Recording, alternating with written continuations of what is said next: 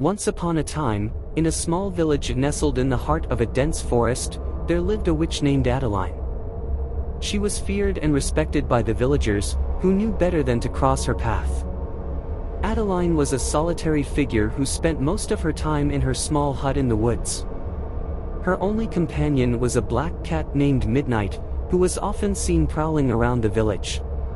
Despite her fearsome reputation, Adeline was a kind-hearted soul who had been ostracized from society due to her peculiar ways. She had always been drawn to the mystical and magical, and had spent years studying the ancient arts of witchcraft. Her knowledge of potions, spells, and charms was second to none, and many a villager had come to her in secret seeking her help. One day, a group of hunters arrived in the village, seeking to capture a legendary beast that had been terrorizing the nearby forests. The villagers were afraid and begged Adeline to help them. Despite her reservations, Adeline agreed to help, and set out into the forest with the hunters in search of the beast. As they journeyed deeper into the woods, Adeline sensed that something was not right. She could feel a dark energy emanating from the trees, and knew that they were in danger. Suddenly, the beast appeared, a fearsome creature with razor-sharp teeth and claws.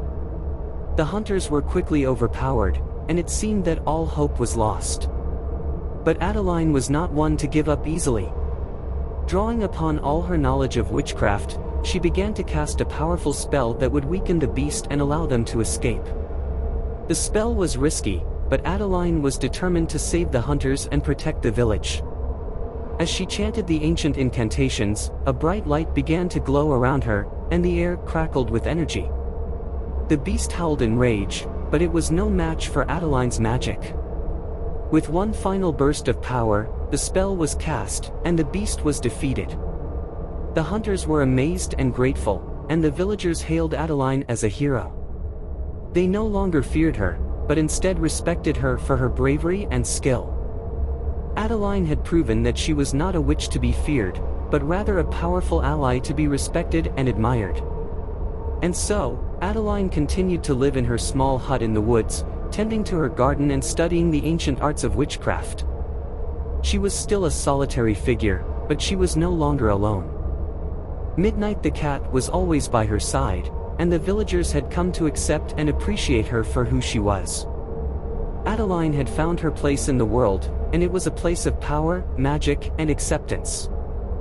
Once upon a time, there was an old abandoned mansion on the outskirts of town.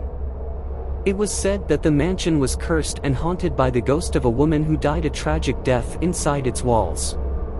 The locals whispered stories of strange noises, eerie lights, and sightings of the ghostly figure wandering the halls.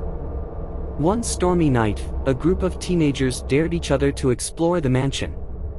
They crept inside, their flashlights illuminating the dusty rooms and creaking stairs. As they made their way to the top floor, they suddenly heard a blood-curdling scream that echoed throughout the mansion.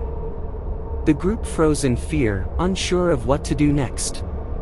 Suddenly, a gust of wind blew out all their flashlights, leaving them in complete darkness. They could hear footsteps coming closer and closer, and then they saw her. The ghostly figure of a woman appeared before them, her eyes glowing red in the darkness.